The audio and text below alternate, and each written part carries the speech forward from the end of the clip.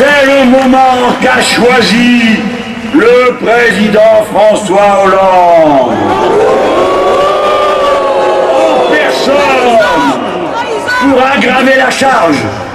Il ne reconnaît pas que c'est le coût du capital d'où vient l'étouffement du pays. Il répète avec le MEDEF et la Commission européenne que c'est le coût du travail. Alors, il a décidé d'offrir sans contrôle fiscal, comme l'a dit M. Moscovici, sans contrepartie sociale, sans garantie écologique d'aucune sorte, 20 milliards d'euros aux actionnaires. 10 milliards seront payés par des coupes dans les dépenses publiques, les services publics dont vous avez tous besoin tous les jours. 3 milliards seront payés par des taxes prétendument écologiques. Mais 7 milliards seront prélevés par l'impôt le plus sournois, le plus injuste, la TVA.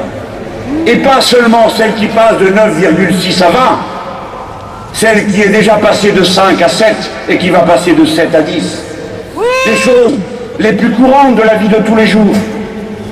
Depuis la consommation d'électricité, le ramassage des ordures ménagères, le prix des transports publics, la maison de retraite, toutes ces choses qui font le quotidien, qui sont l'essentiel, vont augmenter brutalement.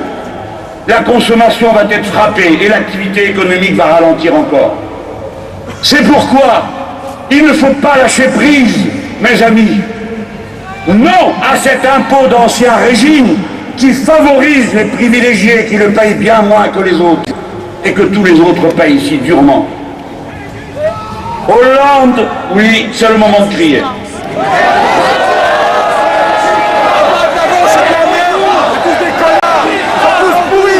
En mesure, s'il vous plaît.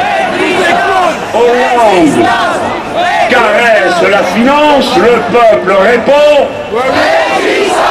Hollande caresse la finance, le peuple répond. Résistance! Résistance! Hollande caresse le capital, le peuple répond. Révolution fiscale! Révolution fiscale! Faut que j'arrive, les amis. Le Premier ministre dit qu'il va remettre à plat le système fiscal comme nous le lui avons demandé. Nous avons décidé de faire comme s'il était sérieux. Donc, nous allons nous méfier, car il pourrait bien en profiter pour faire encore des cadeaux à ses amis du MEDEF et s'en prendre encore une fois aux salariés et aux retraités. Mais il faut être positif. Il faut sans cesse que nous tracions un horizon atteignable par tous. Il faut sortir le pays de l'impasse par le haut, non pas chacun pour soi. Proposons nous-mêmes une réforme fiscale faite pour le peuple. Proposons un principe simple que tout le monde peut connaître par cœur. Le voici. Tout le monde paye et chacun paye progressivement davantage selon ses moyens. C'est simple, tout le monde comprend. Pour ma part, s'il m'invite, je suis prêt à aller exposer cette idée et les moyens de la réaliser devant les commissions des deux assemblées, devant le chef de l'État et le Premier ministre. J'ajoute que nous sommes prêts à l'appliquer nous-mêmes si les urnes le décident. C'est tout temps pour nous que de changer la Constitution et de révolutionner le système fiscal. C'est sans doute la même chose et le moment venu, il faudra faire l'une et l'autre de ces choses. Pour autant, commençons par le commencement. Pas de hausse de la TVA au 1er janvier. Le front de gauche, il n'est pas le seul aujourd'hui à participer au succès de cette marée. le Front de gauche en tout cas, unanime, veut faire une proposition. Il s'agit d'une proposition d'action populaire commune contre cette hausse de la TVA. Le Front de gauche a décidé de proposer à tous les partis et personnalités de l'opposition de gauche, ou qui viendraient à se définir comme tels, tous les syndicats de salariés, toutes les associations écologistes et les organisations professionnelles intéressées par le pouvoir d'achat populaire, pour se concerter ensemble et organiser une nouvelle action commune contre la hausse de la TVA dans le mois de janvier.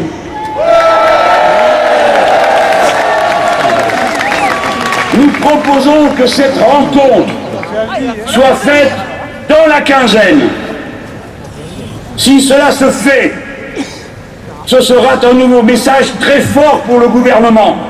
Et si l'action de masse recommence un dimanche en janvier, l'année prochaine, 1788 sera une bonne année. C'est dans l'action, parlant pour les biens, le Front de gauche. C'est dans l'action que nous construisons le front du peuple qui va sauver notre pays. C'est en se parlant et en cherchant des solutions ensemble que nous allons faire naître, par-delà les divisions qui peuvent encore nous séparer, que nous allons faire naître le nouveau front populaire de notre temps. Sinon, comment en sortir? Ayons confiance en nous-mêmes. Le pays n'a jamais été aussi riche. Jamais il n'a compté une telle jeunesse ardente et si nombreuse. Jamais sa population n'a été aussi éduquée et qualifiée. Jamais nous n'avons été aussi nombreux de toute notre histoire, si mélangés que nous sommes. Rien, jamais, rien ne peut arrêter le savoir et la volonté, le nombre et l'ardeur à vouloir un matin meilleur. Rien ne peut l'arrêter si nous savons ce que nous voulons, si nous nous unissons, si nous nous rassemblons, et si, quoi qu'il arrive, marchant souvent sous le déni de reconnaissance et sous les outrages qui nous sont si souvent distribués, rien ne nous détourne de notre volonté, de notre ardeur, de notre confiance en nous-mêmes. Le pays se relèvera avec nous, avec les travailleurs, et pour leur compte.